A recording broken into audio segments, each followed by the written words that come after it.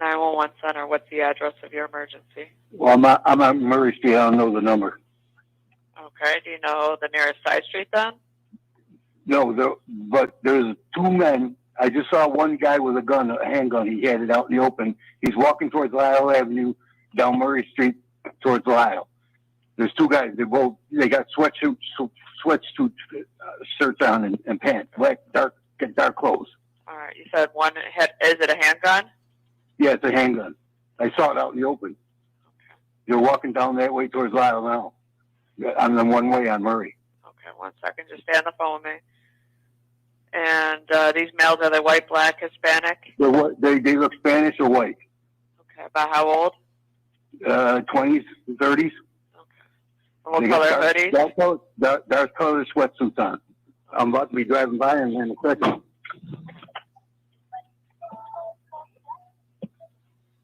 right, do you know where the gun is now? He put it in his sweatpants. Okay.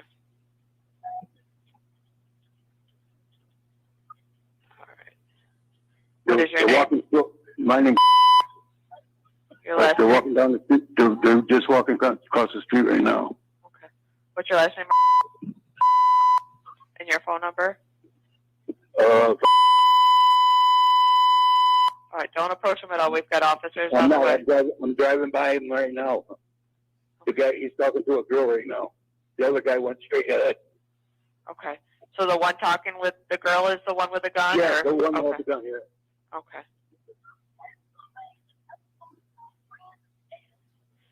And the female, is she white, black, Hispanic? She looked like she was white. She had a white sweatshirt on, Okay. a white hoodie. Okay.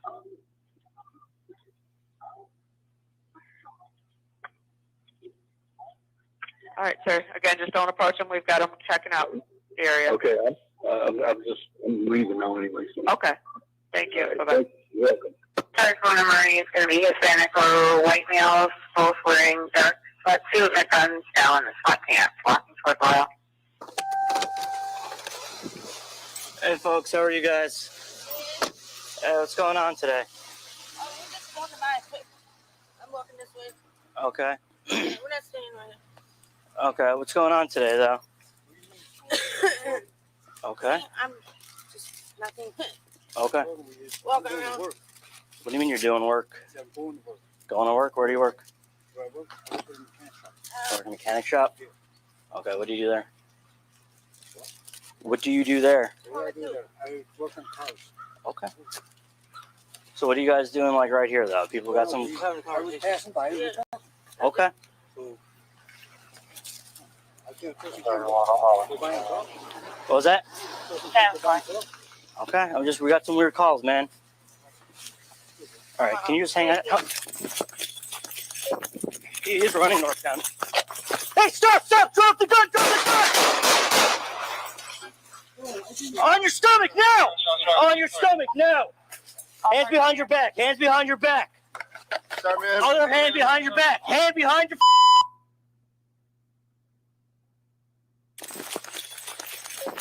He is running northbound.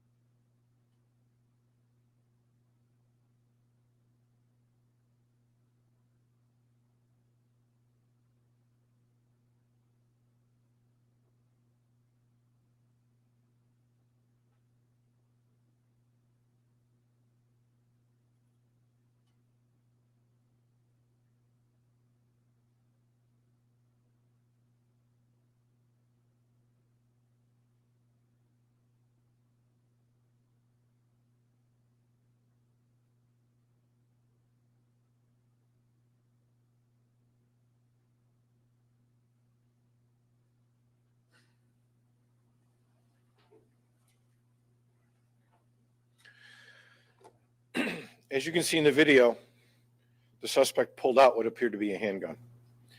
Despite the officer giving verbal commands to drop the gun, the suspect failed to do so. Following the shooting, our officers immediately provided medical care until relieved by the Rochester Fire Department. During our processing of the scene, a replica firearm was recovered from the driveway.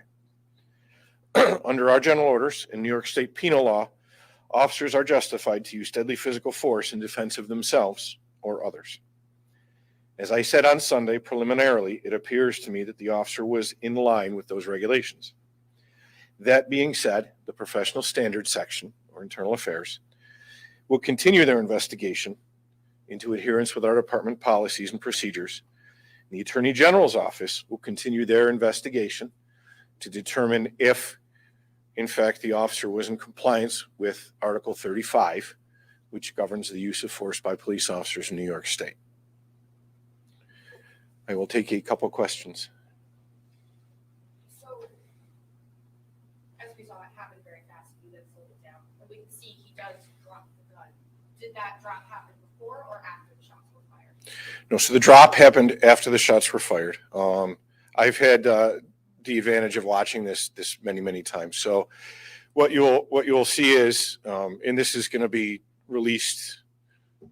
Greg, what are we dropping this on? YouTube and our social media channels. So this will be available on YouTube and our social media channels. What you will see is initially when the suspect begins to run, he does not have a gun in his hand. The officer is holstered up. It's a foot chase. You'll see the suspect pulls the weapon out, begins running with the weapon in his hand. At that point, you'll see the officer draws his weapon. The officer gives commands to drop the gun. The suspect does not comply. At that time, shots are fired. And only after the shots are fired and the suspect is going down is when you see his gun or replica gun, as we have determined it was, to hit the ground. Can you tell us anything about the other suspect that was at the scene? We identified them and spoke to them, and like I said, the investigation is continuing. When you say a replica, have we determined whether it is a useful gun as of yet that the suspect had in his hand? So there's a bunch of definitions under New York State if you look it up, but basically a replica gun or an imitation gun is something that is designed to look just like a firearm. And that encompasses whether it's a toy, whether it's a BB gun, whether it's a pellet gun. You can see here a real one on the right versus the suspects on the left. And as I said, many times before on all these incidents, I was at the scene, I walked the scene, I saw the gun at the scene, and even that day, it was very difficult for us to tell if it was real or not. We had to wait for it to be collected for the technicians to process it. As I said on Sunday, if it were indeed a workable firearm, it would have to go one step further and go to the lab for testing to determine if it were functional. Has any witness said why he was carrying a replica handgun? I don't know. That's why, again, I have to caution. The body-worn camera tells a very small part of the story. If this was the whole story, the investigation would be over. We all know the Attorney General's office does very thorough investigations. It'll take some time, and there's a lot of factors to come into play. But yeah, there's a lot of things we don't know. So why is he carrying a replica gun? Does he possibly think it's real? We don't know. Maybe he just came into possession of it. Why, if he does know it's a replica, doesn't he simply say, I have this on me because there's no law against it, and then he's walking away? So why does he make the determination to run? We don't know. Why, when he's running, does he decide he's going to pull it out and hold it in his hand? We don't know. It's speculation. This is 3 seconds, and it's going to take months to unravel and put together, the minutia of this. Addressing the elephant in the room that I'm sure everyone's looking at. New York State does not have a fleeing felon law. So a fleeing felon law, which some states have or previously had, does allow law enforcement to use deadly physical force if someone is fleeing from a felony. But I caution you, fleeing is when you throw the gun down and you run away. When you're or when you're running away with a gun in your pocket. You're fleeing, you're trying to evade arrest. When you are running with a gun in your hand, I submit you are not fleeing, you are trying to obtain a better tactical position. There is a difference. And again, these are all judgments that we haven't taken a statement from the officer yet. The Attorney General will get that statement, somewhere down the road. The witnesses have been preliminarily spoken to, but again, those are interviews that are going to happen down the road. So, all of these things that are consideration that happens at lightning speed, we don't know. This is what we have. This is preliminarily what it looks like. And again, we would ask for patience as this goes through the process. The Attorney General's office has done a number of these for the Rochester Police Department. They are thorough investigations. They have been fair investigations. So we will wait for their outcome. In the meantime, the internal will go through, and that will determine if, as I said, any rules, regulations, policies were violated, and conversely, take a look at our training and our policies. Is there something we can do to improve? Because we always want to learn from our experiences. Maybe not. Maybe there is. We have to let it go through the course and see. Have you guys determined if it was operable or not? I don't know. Very difficult situation for the officer, and I'm sure afterwards, very, very difficult. Anything you can share about how he's doing? Yeah, so they're both on, there's two officers. There's the officer who engaged, the officer who's with him. They are both on leave for now, for, mental health issues as well as procedural issues. I saw them both at the scene. They were doing as well as I would expect, but, oftentimes initially it hasn't sunk home. And then, when we're alone afterwards and we're thinking, is when this goes through. But, this, we're not releasing the officers' names. We will at some point next week, more than likely. But this is an officer who has about 11 years with the RPD. And, the other thing we want to think about is, so far year to date, we've recovered over 800 guns, crime guns from the streets of Rochester. A couple hundred criminal possession of a weapon arrests. So that's 2 guns a day. That means these foot chases are happening every day. Very few end like this. So we have to think, what was there that made the difference in this incident compared to the others that led to this result? This is not the first foot chase this officer has ever had. This is not the first foot chase this officer has ever had after a man with a gun.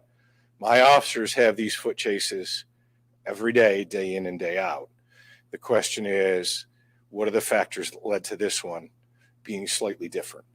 And, taking a look, doing a little research on this, and I couldn't find up-to-date numbers for 2023, but one of the articles I found from 2022, in August of 2022, so 8 months through the year, at that point in New York State, there'd been over 63 shootings which involved people who had a replica or a facsimile weapon that was mistaken for a real weapon and resulted in a real shooting of some kind.